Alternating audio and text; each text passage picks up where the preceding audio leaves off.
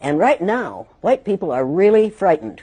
If you don't understand the destruction of Planned Parenthood offices, and you don't understand the wall that we're going to build on the southern border of the United States, you haven't read the book The Birth Dearth by Ben Wattenberg. Ben Wattenberg was a brilliant Jewish man who was a member of the American Enterprise Institute, and he wrote a book, the first paragraph of which says, "The main problem confronting the United States today is there aren't enough white babies being born in this country." He was an advisor to presidents of the United States. He wrote the book in 1987. He says if we don't change this and change it rapidly, white people will lose their numerical majority in this country, and this will no longer be a white man's land. Now, I'm not misrepresenting this. I'm telling you exactly, almost exactly what he says. He says there are three things we can do to solve this. Number one, we could pay women to have babies, as they have been doing in Western European nations for years. Then he says, and these are his words, not mine, unfortunately, we would have to pay women of all colors to have babies, so we don't want to do that. He says the second thing we could do is increase the number of legal immigrants that are allowed into this country every year. Then once again he says, unfortunately, the vast majority of those wanting to come to this country today are people of color, so we don't want to do that. The third thing he says, and women had better pay attention to this, 60% of the fetuses that are aborted every year are white. If we could keep that 60% alive, that would solve our birth dearth. Does that sound like racism to you? Can you talk a little bit about the trauma associated with? The trauma associated with it? Yeah. One of the main traumas is it tells white people that they are superior because of the lack of melanin in their skin.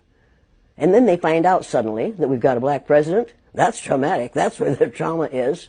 Living a lie, finding out the truth, is traumatic. Finding out now, recently, that within 30 years, white people will be in the numerical minority in this country is going to be traumatic.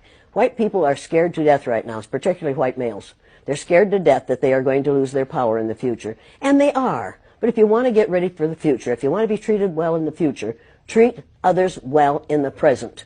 What we do in the present constructs the future. We called the Japanese, and you'll pardon me, but this is what we called them, slant-eyed little yellow We didn't say that about the Germans. After the war, we rebuilt Germany and Japan. And we get along beautifully with the Japanese. That was in 1945 that we finally won that war. How many years ago was that? Figure that out quickly. I'm not a math person, but... You're not a math person, but you know it wasn't that far. Right. And it didn't take 50 years for us to have peace with the Japanese and the Germans, even though we dropped 2 atomic bombs on Japan. The Japanese hadn't killed 10 million people. Nowhere near that. We didn't drop any bombs on Germany, any atomic bombs on Germany. They were a different kind of people. We couldn't afford to do that. We killed how many Japanese people with 2 atomic bombs? And they forgave us. You want to talk about forgiveness? You want to talk about changing this thing? I cannot understand how Japanese people can stand the sight of any of us, and yet they do. I cannot understand why black people who have been subjected to the ugliness that they've been subjected to in this country can get up every morning and go to work among us and not be absolutely furious. And I don't understand why we allow white people to behave the way they do. I don't understand that. And my third graders, after they'd gone through the exercise, couldn't understand it and wouldn't tolerate it. And when they went up to junior high and a junior high teacher used the N-word, one of my former students said, if you're going to use that word, I'm going to go out in the hall until you stop using it, because we don't use that word in this school. That was a 7th grader who told his teacher off. When we have enough students who are willing to confront people who are making racist, sexist, ageist, homophobic statements, we're going to be better off. We have got to stop tolerating the intolerable. If it's intolerable for my black cousins, and every black person on this earth is one of my cousins, if it's intolerable for them, it's intolerable for me. I will not tolerate it. I will not tolerate it. That is not that. I am required not to tolerate that kind of treatment for the people who are related to me.